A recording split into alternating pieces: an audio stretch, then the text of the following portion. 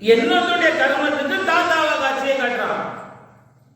அதுலயும் ஒரு சுவாரஸ்யம் என்ன தெரியுமா? இன்னொருடைய கர்மத்துக்கு இப்படி இவ்வளவு பேருக்கு வைகுண்டனாக தெரியக்கூடியவன் ஒருத்தருக்கு எப்படி தெரியுமா காட்சியை காட்டுறான்?